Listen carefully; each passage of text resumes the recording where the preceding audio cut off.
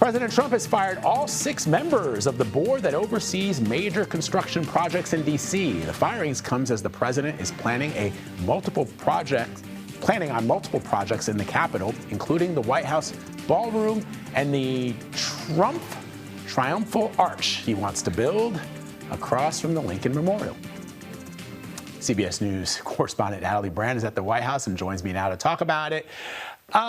Look, Donald Trump is a builder. That's how he made his bones in New York City. I guess the people who are construction, they fire construction crews all the time, or is this unusual, Natalie? What are you hearing?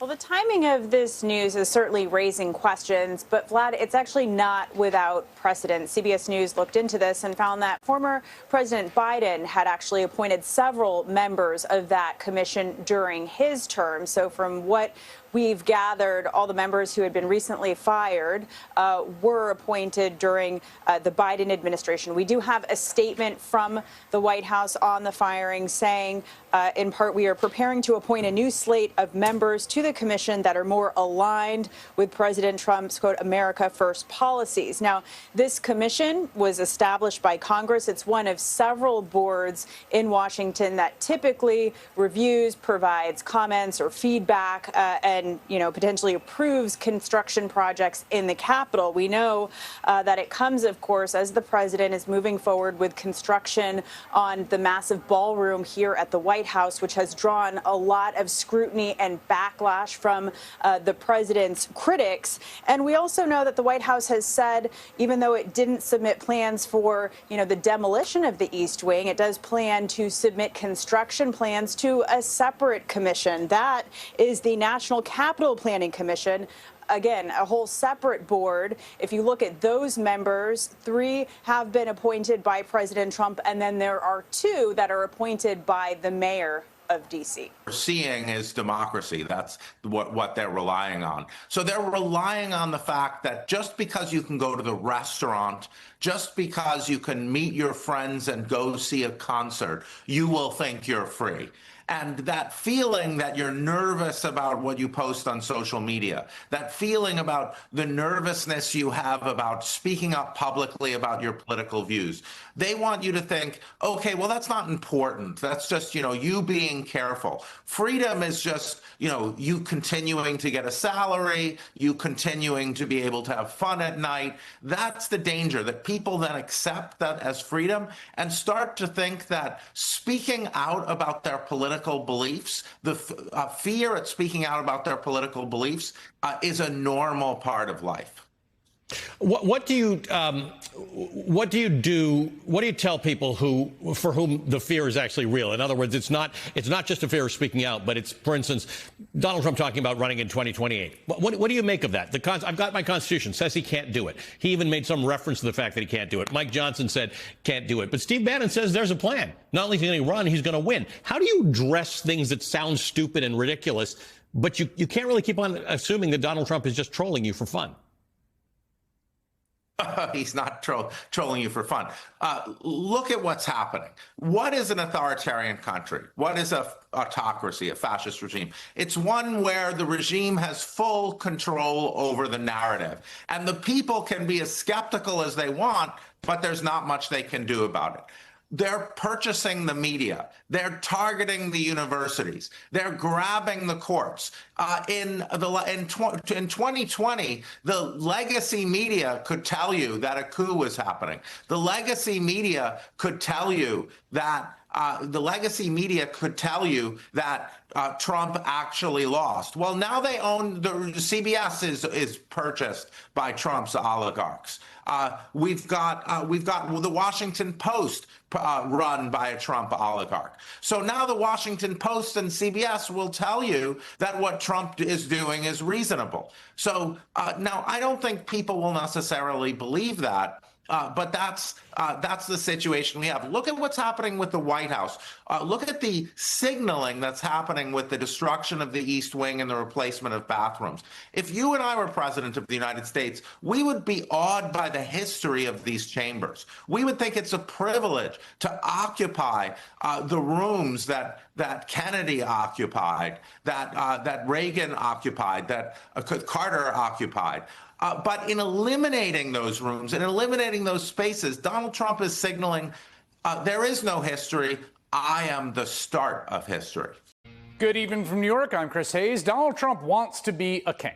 It's the best explanation for everything he's been doing just in recent days. Just look at what he's doing right now to the White House. That is, of course, the people's house. It's our house as Americans, as citizens. There it is. The residence of every president since John Adams in 1800. And that is more destruction the White House has seen since the troops for the British crown burned it down in the War of 1812.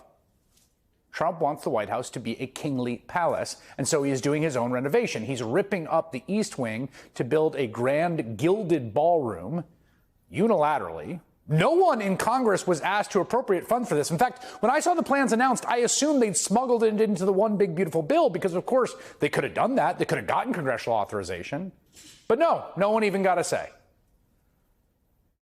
We are going to make and build a ballroom, which they've wanted for probably 100 years at the White House.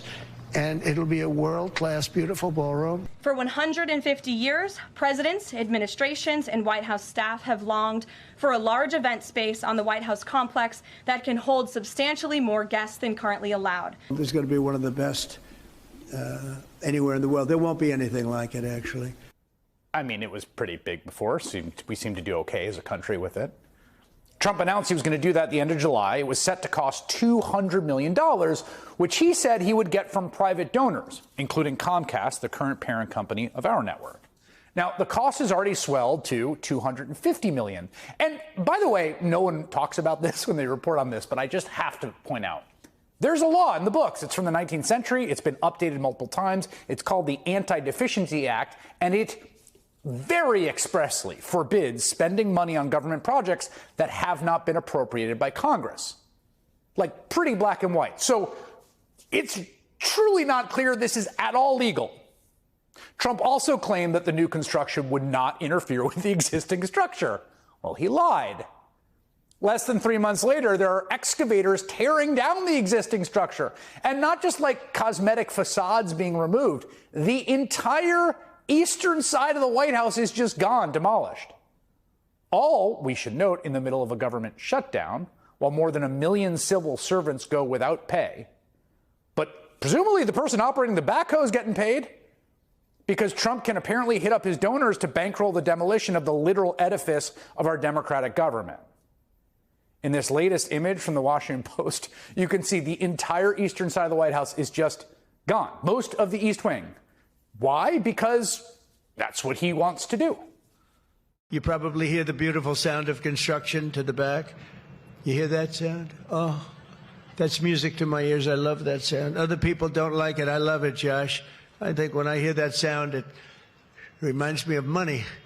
Yeah, it reminds you of money, right? Who is paying for it, after all? Are we sure all that money is going to be tracked carefully?